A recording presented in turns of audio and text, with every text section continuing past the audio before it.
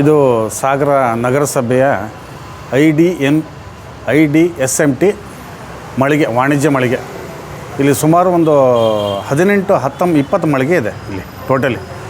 Ground floor ಸೆಲ್ಲರಲ್ಲಿ car parking, ಮೇಲ್ಗಡೆ ರೂಮ್ಗಳು, ಅದ್ರ ಮೇಲ್ಗಡೆ ರೂಮ್ಗಳು, ಅದ್ರ ಮೇಲ್ಗಡೆ ಟ್ರಸ್ ಹಾಕಿದ್ದಾರೆ.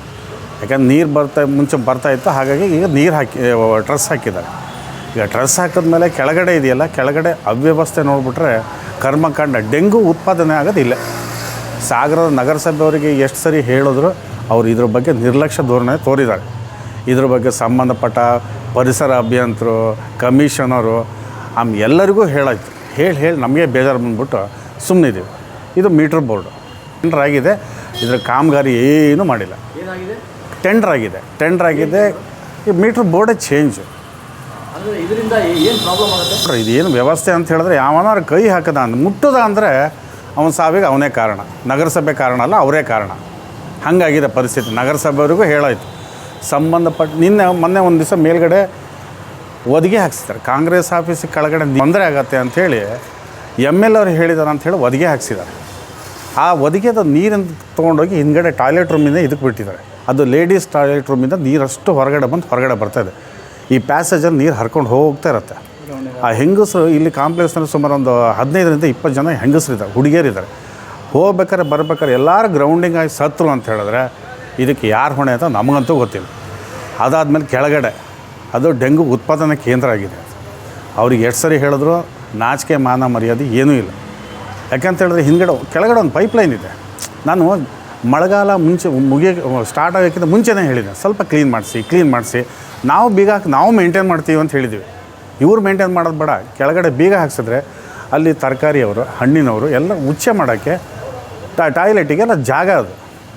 ಎಷ್ಟು ಹೇಳಿದ್ರು ಕೇಳಿಲ್ಲ. ಈಗ ನೋಡಿರಿ, ಆ ಕಡೆ ಶುದ್ಧ ನೀರಿನ ಘಟಕ ಆದಂಗೆ ಆಗೈತೆ. ನಗರಸಭೆ ಶುದ್ಧ ನೀರಿನ ಘಟಕ ಯಾರೋ ಮುಂದೆ ಹೇಳ್ತಾಯಿದ್ರು. ಈ ಕಡೆ ಕಸ, ಅವ್ರ ಹಣ್ಣಿನ ಅಂಗಡಿ ಎಲ್ಲ ಹೇಳಾಯ್ತು. ಇವರು ಲಾಕ್ಡೌನಿಂದ ಬಾಡಿಗೆ ಸಮೇತ ನಮ್ಮ ಹತ್ರ ವಸೂಲಿ ಮಾಡಿದ್ದಾರೆ. ಬಾಡಿಗೆ ಕೊಡಲಿಲ್ಲ ಅಂತ ಹೇಳಿದ್ರಿ, ಇದೇ ಹಿಂದೆ ಸ್ಥಳೀಯ ಆಡಳಿತ ಇತ್ತಲ್ಲ, ಈ ಕೆಲವೊಂದು ಪಟ್ಟಬದ್ಧ ಹಿತಾಸಕ್ತಿ ರಾಜಕಾರಣಿಗಳು ಇವರು ಕೌನ್ಸಿಲರ್ಸು ಎಷ್ಟು ಬೇಜವಾಬ್ದಾರಿ ಮಾಡಿದ್ರೆ ಅಂಗಡಿ ಬೀಗ ಹಾಕ್ಕೊಂಡು ಹೋಗಿದ್ದಾರೆ. ಬಾಡಿಗೆ ಕಟ್ಟರೆ ಇಲ್ಲಾಂದರೆ ಅಂಥೇಳಿ. ಇದಕ್ಕೆಲ್ಲ ಇವರಿಗೆ ಇದಿರುತ್ತೆ. ಆದರೆ ನಾವು ಹೇಳಿದ್ದಕ್ಕೆ ಉತ್ತರ ಇರೋದಿಲ್ಲ ಇವರಿಗೆ. ಎಷ್ಟು ಹೇಳ್ತೀರಿ?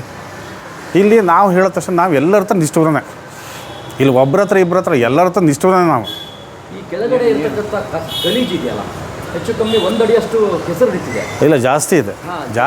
ಇದು ಜಾತ್ರೆ, ಲಾಸ್ಟ್ ಟೈಮ್ ಜಾತ್ರೆ ಇವರಿಗೆ ಆದಾಯ ಬೇಕು. ಕೆಳಗಡೆ ಜಾತ್ರೆ ಟೈಮಲ್ಲಿ ಬಾಡಿಗೆ ಕೊಟ್ಟಿದ್ದಾರೆ. ಕ್ಲೀನ್ ಮಾಡಿದೆ ಎಷ್ಟು ವರ್ಷ ಆಯಿತು?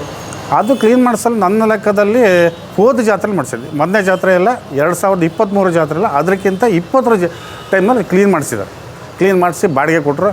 ಒಳಗಡೆ ದೋಸೆಗೆ ಹಂಪು ಅದು ಇದು ಮಾಡಿದ್ರೆ ರಾಮಾಯಣ ಮಾಡಿಬಿಟ್ಟ. ಅಷ್ಟು ಈ ಅವ್ಯವಸ್ಥೆ ಇದೆ. ಮುಂದ್ಗಡೆ ಎಲ್ಲ ನೀರು ಬೀಳುತ್ತೆ. ಹಿಂದ್ಗಡೆ ಒದಿಗೆ ಹಾಕ್ಸಿದ್ರು, ಮುಂದ್ಗಡೆ ಖಾಲಿ ಇದೆ, ನೀರು ಬೀಳುತ್ತೆ. ನೋಡ್ರಿ ಇದೆ, ಅಲ್ಲಿ ನೋಡ್ರಿ ಎಲ್ಲ ಕಡೆ ಹಾಗೆ ಆಗಿದೆ. ವಿಲೇವಾರಿ ಅಂತ ಹೇಳಿ ಗಾಡಿ ಮೇಲೆ ಕಸ ವಿಲೇವಾರಿಗಂತ ಗಾಡಿ ಬರುತ್ತೆ, ಹೇಳ್ತಾರೆ, ಮೈಕಲ್ಲಿ ಅನೌನ್ಸ್ ಮಾಡ್ತಾರೆ, ಭಾರಿ ಚಂದ ಮಾಡ್ತಾರೆ. ಡೆಂಗು ಬರುತ್ತೆ. ಹಾಗೆ ಅಂಗಡಿ ಹತ್ರ ಬಂದು ಕಸ ತೊಗೊಂಡು ಹೋಗೋದಿಲ್ಲ.